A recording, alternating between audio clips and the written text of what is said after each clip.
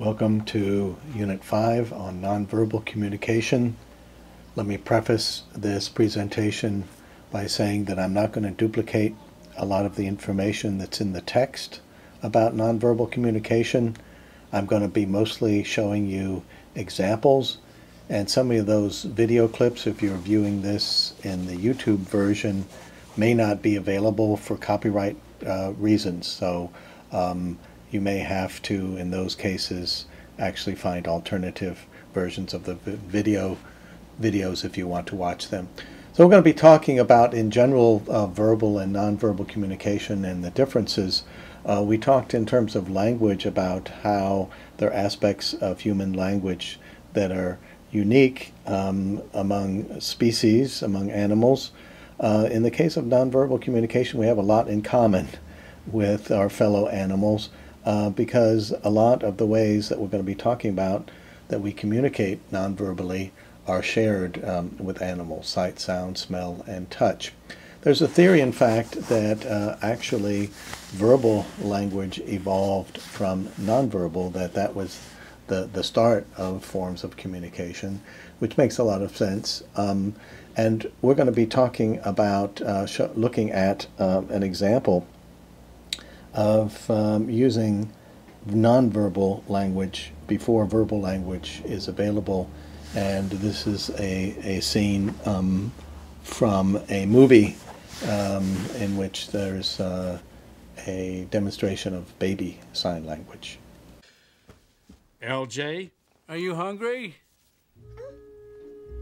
Oh, wow. Look at that. I would like to eat more, please. I'd like a nap, and then later I'll enjoy a nice poop.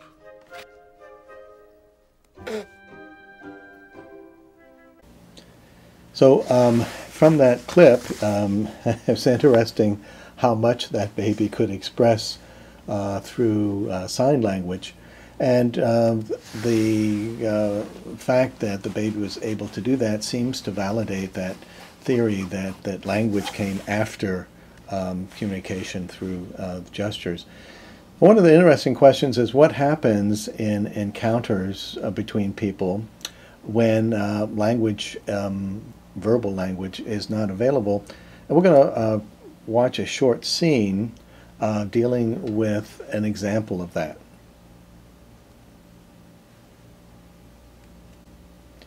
So this clip was taken from a BBC series called Life on Earth.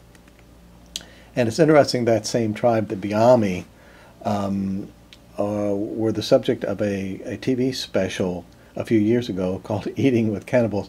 This was on National Geographic Network, not to be confused in seriousness with the magazine National Geographic, which is quite good in contrast to the TV network.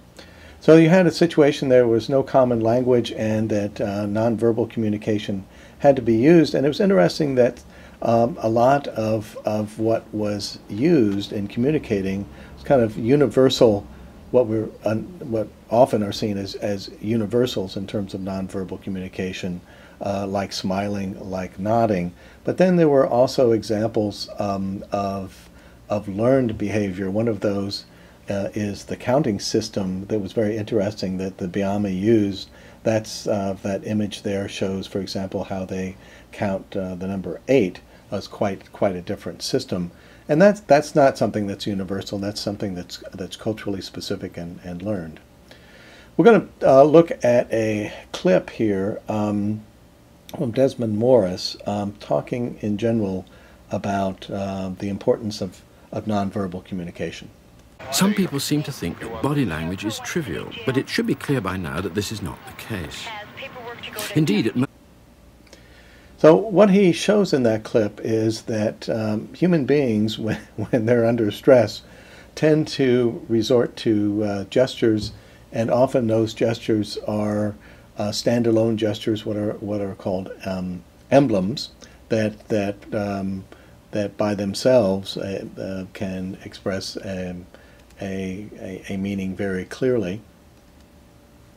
The context in which a gesture is used is obviously quite important, and this question always comes up when talking about nonverbal communication. Which is more important? Which is essential to messages that are conveyed? Is it the actual language, the verbal code that's used, or is that the non-verbal behavior or actions that are more important? And this is something that there's been a lot of discussion about over the years, and little consensus. So we're going to be looking at examples of emblems and illustrators. An emblem would be something like Spock's symbol for live long and prosper. An illustrator doesn't have any meaning by itself, but is used principally to reinforce what is being said.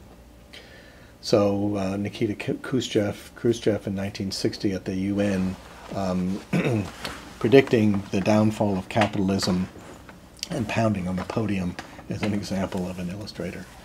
So let's look at some examples of gestures and see what if we can figure out what that's likely to mean. How about this one, the thumbs up gesture? Well, in Iran, using that gesture can have different meaning from how the gesture is used in other cultures. And in fact, in Iran, surprisingly, perhaps, it's an obscenity, whereas in the United States, this is something that means yes, okay, good, is something positive. In Germany, if you see that symbol, for example, in a restaurant, somebody giving an indicator to a waiter or waitress, that means one item, like one beer, because that's how you count in Germany and other European countries, starting with the thumb. If you saw, by the way, if you saw the movie Inglourious Basterds, how the difference between how Americans count and how Germans count is a crucial element in how the Nazis discovered that the Americans are not genuine Germans. Here's another one, a woman from France. What's the meaning of that gesture? Well, actually, this is called in French mon oeil, literally my eye, and what it means is I don't believe you. Here's another one from Japan, meaning of these fingers on your head, and the meaning here is I'm angry. We'll see that in European countries this has a quite different meaning in a clip that we'll be watching later. Here's some nice examples of insult gestures, one of the more interesting topics within nonverbal communication and cultural differences. One of the most obvious examples of this, and one of the most dangerous, is the insult gesture. This Turkish pedestrian displays his anger with the thrust of a stiff forearm, using his arm symbolically as an aggressively erect penis.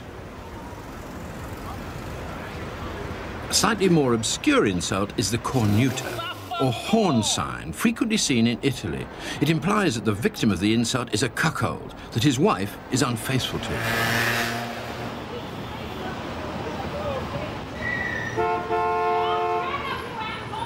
In North America, the most common insult is the middle finger jerk, employing the index finger as a symbolic penis.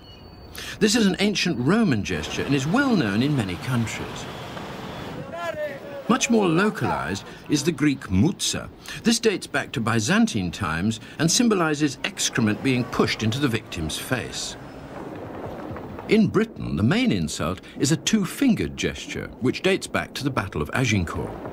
It's a gesture that foreigners sometimes confuse with the V for victory sign, but that's performed with the hand the other way around. So we saw a variety there of insult gestures. One of the interesting things is the fact that the V for victory, I think most Americans would think that doesn't matter how you hold up your two fingers to indicate V for victory, but even within a very closely related culture, namely in Britain, that symbol can be interpreted differently depending on how you hold your fingers.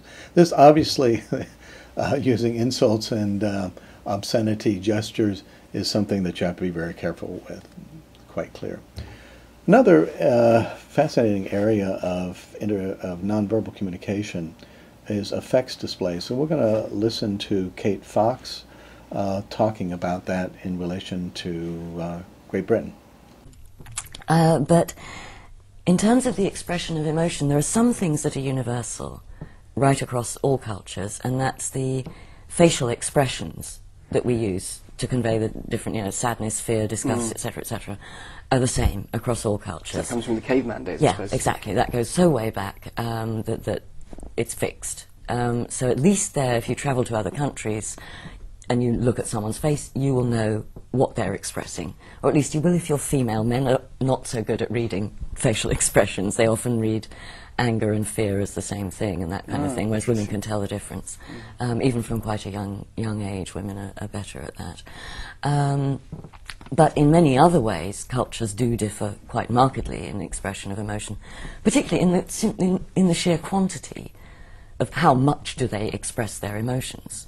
And the Latin stroke Mediterranean cultures, as you say, are likely to be more demonstrative, warmer, friendlier, gesticulate be more sort of open and expansive and flamboyant in their expression of emotion than we are. My sister is married to a Lebanese man and lived in a Lebanese village, and I used to go and I went to stay with her a few times, and it was like living in the middle of an Italian opera. Everything was conducted at top volume, pitch of intensity. Everything that had to be said was repeated 6 times at least, always loud, and shouting and screaming and banging. And, by the end of the day, poor little English brain here was just exhausted. I couldn't deal with it. But that wasn't unusual amongst Lebanese in people. Lebanon, It was perfectly normal family life. So some interesting points that she makes there, namely that facial expressions or effect displays, that's kind of a primitive, elemental aspect of human nature and goes back very far, and that generally facial expressions tend to be the same across cultures. She makes some interesting point that women seem to be better at reading facial expressions than men. She also talks about her experience in visiting her sister's household in Lebanon. Her sister's married to a Lebanese man, and there you have an interesting example between a high contact culture in Lebanon and a very low contact culture, namely in England. And how much more there is in terms of expressiveness, nonverbal expressiveness, and also verbal language in that high contact culture in Lebanon. And this is one of the things that is important about effects displays, even though there are aspects to facial expressions that carry across cultures. What's different is the extent to which in certain cultures those expressions are socialized to be restrained. For example, in some cultures in Asia, it's not good to laugh out loud, even though that might be a natural instinct. And so in some cases, there are controlling factors culturally that will affect facial expressions. Paralanguage, another interesting aspect of nonverbal communication, how you use language. So we're talking about their tone of voice, for example, that can be very important. One of the interesting things about voice is the stereotypes that are associated with different accents. One of the issues there is if you speak with a non-native accent, that's going to be potentially viewed negatively, and you'll be stereotyped in certain ways. And this is also important in interpersonal relationships, and we're going to see an example of that from Seinfeld. So there's we're going to look at another Seinfeld episode that doesn't talk about voice qualities, but talks about personal space and the invasion of space, personal space.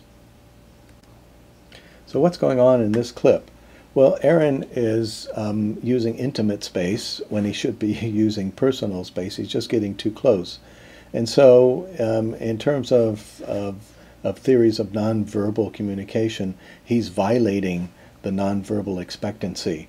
And here the effect is humorous, but in real life, getting into somebody's space can be real problematic. There are taboos in terms of nonverbal communication, and we're going to look at one of those illustrated from a scene from the movie Outsourced. So one of the final things that we want to look at is dress and appearance, and wanted to talk a little bit about that using the example of women's dress in Islamic countries. And what's very common in among Islamic cultures is the fact that women will cover their hair, usually with a hijab, as you see in this photo. This is what women generally do in countries such as Morocco, Tunisia, in countries that are labeled kind of moderately Islamic. In other Islamic countries, you have a more complete body and face covering. This is the burqa that's used extensively, for example, in Saudi Arabia. In other cases, you have a combination of the nijab, which is that face veil that you see here, which allows just the eyes to be seen and the nose, and the abaya, which is the black kind of robe. And one of the things that people ask about in reference to how Muslim women dress is why they dress that way. And one of the, in terms of dress and appearance, a lot of that is established by custom, by cultural traditions. In this case, there's a religious motivation, namely in the Quran. There are several passages in the Quran that talk about the need for women to dress modestly. This is one of those. But there's also a practical reason in the Middle East that women dress this way. It's the fact that in the desert, it's actually better not to wear shorts and a t-shirt, but that experience has shown that more extensive covering is actually better. It also, of course, in the Middle East has to do with the formality and the separation between the sexes, and that's part of the culture there as well. This is sometimes seen as problematic in the West, namely women wearing the hijab, or particularly wearing abayas and burqas. And for example, in France, in public spaces and in schools or in driving, women are not allowed to cover their faces in that way. How Islamic women view their dress is likely to be quite differently from how it's viewed in the West. In the West, we sometimes see this as a signal of suppression of women's rights, and it's not generally seen that way by Islamic women. So here's a final example of dress and stereotypes. Here's a young man, looks like a nice, friendly, clean-cut youngster. Well, here's another picture of him in a hoodie. This is Trayvon Martin, who was shot down, killed in Florida a few years ago by somebody on the neighborhood watch. And why was he attacked? Because he looked suspicious. It wasn't just being a young black man. That's probably for the person who shot him suspicious enough, because it was a mostly white neighborhood. But the fact that he was dressed in a hoodie, that kind of sent automatically sent a signal as well.